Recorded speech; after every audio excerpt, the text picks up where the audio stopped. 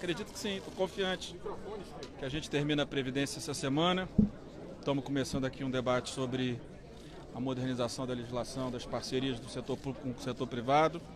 E queremos avançar em outras pautas. A tributária já começou, tivemos uma boa reunião ontem com o presidente Davi, com o ministro Paulo Guedes, todos com o mesmo intuito de construir um texto, né, o governo na linha da unificação dos impostos federais, e acho que há um bom encaminhamento no diálogo com os governadores também, para que o ICMS possa participar dessa modernização e da simplificação do sistema tributário. Então tem muitas agendas importantes e a gente precisa superar a agenda de hoje, que ela é decisiva para que as outras possam ter também impacto na melhoria da qualidade de vida da população do Brasil. A gente espera repetir o resultado do primeiro turno, 379 votos, foi um resultado impressionante. O senhor acha que esse segundo turno vai ficar parecido? Eu acho que vai depender muito do quórum. Vamos ver qual vai ser o número de parlamentares na noite de hoje. Eu acho que vai ser parecido. A gente vai perder no quórum total uns 4, 5 deputados. Isso pode reduzir uns 4, 5 votos, mas a nossa expectativa é que a gente possa manter um resultado muito próximo ao resultado do primeiro turno. Eu senti aqui hoje, até aqui na comissão, os deputados foram bem recebidos nas suas bases eleitorais, mostrando que a sociedade tem abandonado, para a nossa felicidade, o discurso fácil, o discurso que o Estado pode tudo, né, e caminhado por um discurso mais racional, onde a reforma das despesas públicas é um tema que interessa a todos. Quanto menor for o Estado, quanto menos o Estado custar para o cidadão, maior a capacidade que o cidadão tem de viver com a sua própria renda e maior capacidade que tem o setor privado com mais produtividade de gerar empregos no nosso país. O Centrão vota unido, presidente? PEC paralela para serem incluídos novamente na reforma da Previdência. Isso é o acordo que nós fizemos com os governadores.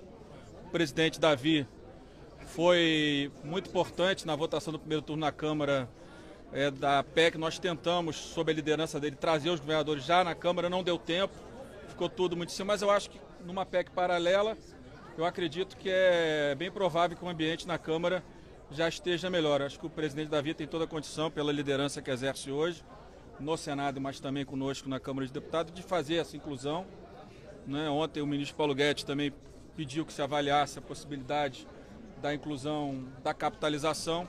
Eu acho que tem textos da capitalização que agregam inclusive os partidos de esquerda, como o próprio PDT, sob a liderança do agora secretário Mauro Benevides. Acho que a gente tem condição do Senado também dar uma grande contribuição, não apenas, né, quando a gente terminar aqui, se Deus quiser, votando aquilo que a gente já conseguiu avançar, mas trazendo os estados, a capitalização e talvez mais alguns temas que também vão contribuir muito para que a estabilidade das contas públicas possa ser um norte decisivo nos próximos anos aqui no Brasil. O destaque das pensões pode causar um prejuízo grande, né?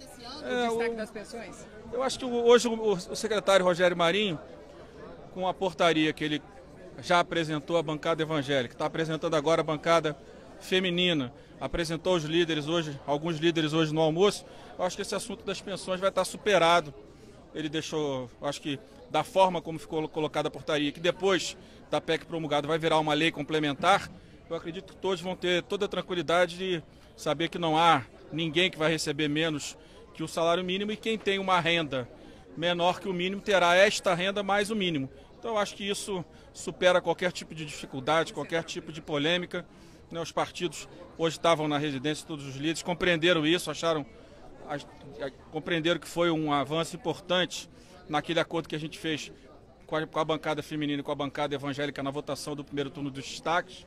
E acho que com essa redação da portaria, que vai virar lei complementar após a promulgação da PEC, a aprovação da PEC nas duas casas, sua promulgação, eu acho que dá tranquilidade de que o objetivo de ninguém aqui, nem do governo, era reduzir a menos de um salário mínimo a pensão de nenhuma pessoa. Presidente, a liberdade econômica, o senhor pretende pautar ela na semana que vem? É uma emenda que vai vencer agora no dia 27 de agosto, tem temas importantes para a economia também, né? Estamos tratando do texto, o secretário Guaranis, secretário executivo do Ministério da Fazenda, teve com o doutor Carlos Ari discutindo o texto, né, junto com o Jerônimo.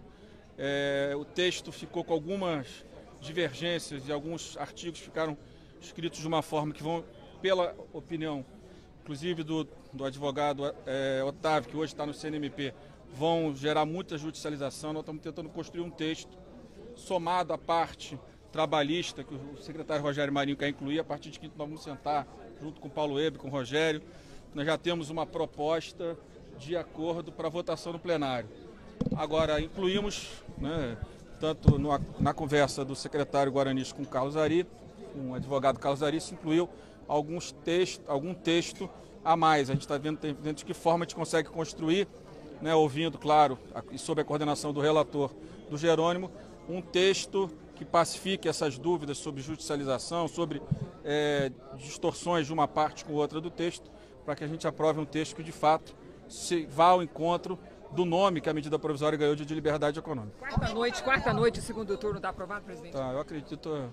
A minha expectativa é que quarta-noite a gente possa ter o final do segundo turno e na quinta a gente encaminha para o Senado Federal a PEC da Previdência. Presidente, com a PEC paralela começando lá no Senado, daria para aprovar já aqui na Câmara esse ano? O senhor falou de capitalização em governadores, então já passaria esse ano na Câmara? Com certeza, com certeza. O que a gente precisa é a liderança do presidente Davi, que ele construa esse bom acordo no Senado, trazendo, no caso dos estados, os votos dos partidos de esquerda, isso é decisivo. Mas eu acho que ele tem toda a habilidade, quase conseguiu comigo, né, sob a liderança dele, introduzir na Câmara, foi por pouco que a gente não conseguiu, mas eu tenho certeza que os estados e municípios terão os votos do PT, do PDT, do PCdoB, do PSB, que isso é decisivo, até porque os governadores desses partidos também governam os estados do Nordeste. Então, vindo do Senado com esse grande apoio, que eu tenho certeza que o presidente Davi consegue, eu acho que facilita muito o meu trabalho. E o Davi tem feito isso, tem facilitado muito o meu trabalho aqui na presidência da Câmara dos Deputados. Só foi para votar com 470 presentes, como foi no primeiro turno?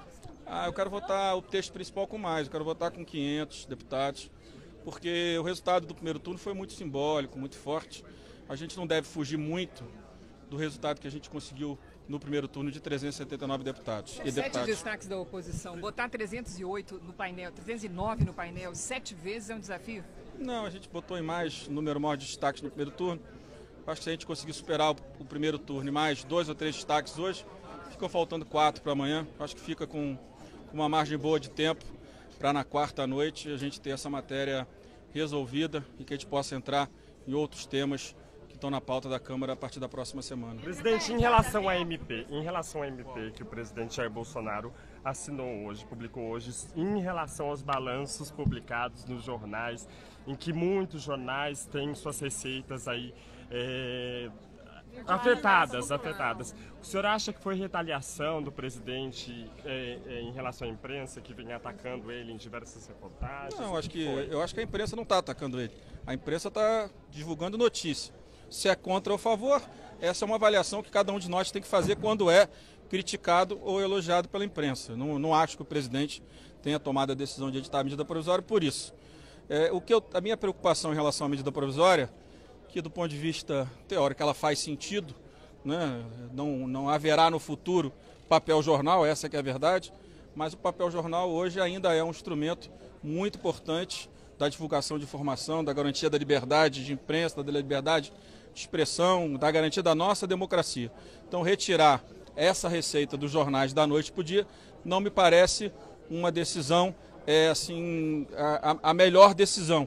Acho que a Câmara e o Senado poderão construir um acordo onde a gente olhe o futuro, onde o papel jornal, de fato, já não seja um instrumento relevante. Mas, no curto prazo, é difícil a gente imaginar, nos próximos 5, 6 anos, que da noite para o dia nós vamos inviabilizar, né, milhares de jornais que funcionam todos os dias informando a sociedade brasileira com muita competência. Presidente, entra em madrugada dentro a reforma hoje?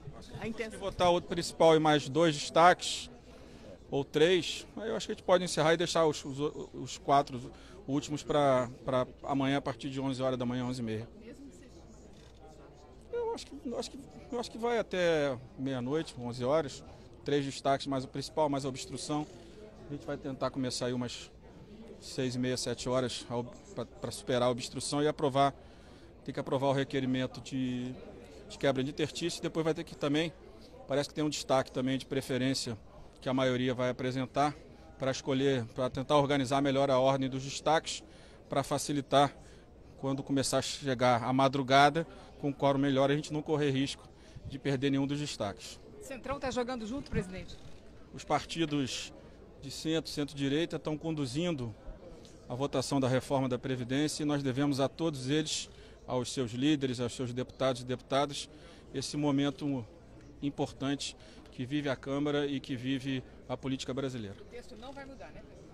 O texto não deve se depender da minha vontade, espero que também de mais 308 pelo menos. Eu estou confiante, vi aqui na comissão um ambiente muito positivo daqueles que votaram, né? Até no domingo passado, uma deputada me visitou e disse: eu vou ter uma outra matéria outro dia, e cheguei no meu estado, fui muito criticada e não imaginava que eu ia voltar para o meu estado, né? E fosse um estado do norte e fosse ser tão elogiada por ter votado, ter tido a coragem de votar a favor da reforma da Previdência. Eu acho que os relatos que eu tenho tido é que os deputados e as deputadas voltaram às suas residências, às suas bases e tiveram uma resposta muito positiva da sociedade. A reforma da Previdência, ela de fato organiza o sistema, né? Ela aumenta a idade mínima para todos, todos vão contribuir, né? Isso é importante, mas a sociedade compreendeu que esse sacrifício que cada um de nós vai fazer, ele é importante para que a gente possa voltar a ter um país mais igual, com menos desemprego e com menos pobreza.